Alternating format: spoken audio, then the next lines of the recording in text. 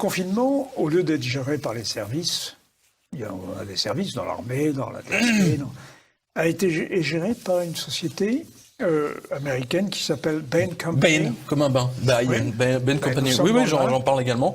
Qui est c'est Marianne qui a sorti l'affaire le premier. Ouais, c'est curieux. C'est Marianne. Donc là, c'est un joli scoop de Marianne. Et moi, pour ma part, j'ai rajouté une couche. C'est-à-dire que Marianne n'a pas vu.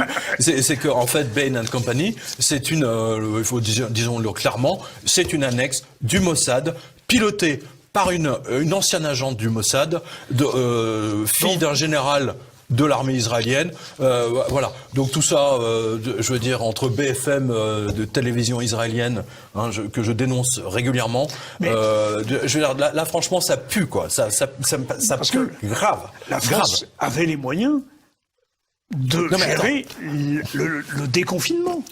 Non mais, Olivier, lorsque j'étais secrétaire d'état-major, j'étais dans un bureau spécifique qui est stratégique. Que ça n'a pas l'air comme ça, qui s'appelle le bureau des effectifs. Et avec les colonels qui dirigeaient cette cellule de la 4e région militaire à Bordeaux, j'ai appris ce qu'ils appelaient une montée en puissance. C'est-à-dire, par exemple, si le pays entre en guerre, il faut donc ramener tout de suite les premiers éléments, ensuite mobiliser par tranche, etc. Vous voyez, mobiliser et calculer tous les soldats qu'on peut envoyer au fur et à mesure. Bon, et là, en fait, c'est une descente en puissance. Et les meilleurs spécialistes en France pour le déconfinement, ce sont les officiers, les Saint-Cyriens qui s'occupent des effectifs. C'est leur spécialité. Oui, il me semble. Voilà. Et qu'on m'explique pourquoi le gouvernement français, le ministère de la Santé de Monsieur Véran, dont les collaborateurs sont véreux, faut le dire clairement, parce qu'il y en a un qui a assez touché des commissions, sur Mediapart, voilà, que sur l'achat de masque, c'est Mediapart qui a donné le truc. Bravo à Mediapart. Non mais, on voit bien, on donne le déconfinement, l'organisation du déconfinement à Bain & Company, une boîte qui est pilotée par le Mossad, mais on se fout de qui ? Là, non mais là il y a un vrai problème. Moi je sais pas ce que fout le contre-espionnage des séries. Peut-être qu'ils ont été mis effectivement devant le fait accompli, mais je sais même pas si on a encore un contre-espionnage en France. Je vous le dis. Parce que le Mossad là, franchement, ils s'en donnent à cœur joint.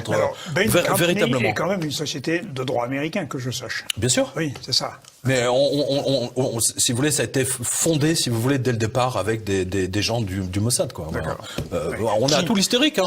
Attends, j'ai encore des biscuits. Je vais en rajouter encore. On arrive à la fin de cet entretien, et puis ce n'est plus tout à fait dans le sujet d'aujourd'hui, mais il faut consacrer. Non, mais moi j'estime, si vous voulez. Attends, on n'a pas assez de gens intelligents en France. On n'a pas de gens dans les ministères. À quoi servent tous ces ministres, tous ces énarques Ils sont même pas foutus d'organiser le déconfinement. On est obligé de donner ça à Bain. Attends, c'est des informations confidentielles. Alors Bain, selon Marianne, disait non, on le fait gratuitement. Mais alors j'y crois pas une seule seconde. J'ai jamais vu une multinationale américaine faire quelque chose gratuitement. Ça n'existe pas. There is no free lunch, comme disent. Donc, et s'ils disent, si éventuellement ils font, ça veut dire qu'ils ont sur un autre dossier, ils ont pris 50, 60 ou je sais pas combien de millions. Voilà, il y a rien de gratuit. C'est un billard à deux bandes. Oui, je te donne ça, mais personne ne le saura, et tu t'occupes de ça, etc. On n'a pas à donner le déconfinement à une compagnie américaine pilotée par qui est une annexe connue du Mossad. Merde.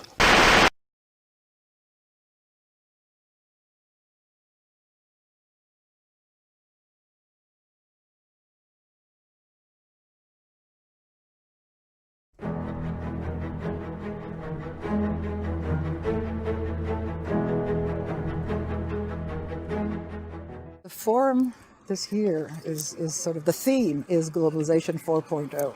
There are a lot of questions about a lot of values and about democracy and so on and so forth, but also about globalization, what that means. When you say, my country first, that has consequences in terms of trade, in terms of where people put their operations, etc.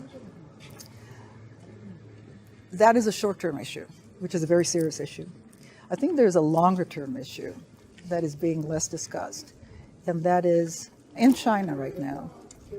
The way AI is applied and machine learning is applied is almost breathtaking. Now, China has almost 1.4 billion people.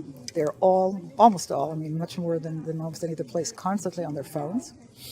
And the kind of super apps that I mentioned earlier are collecting, managing, putting together data. It's as close as you can imagine a segment of one.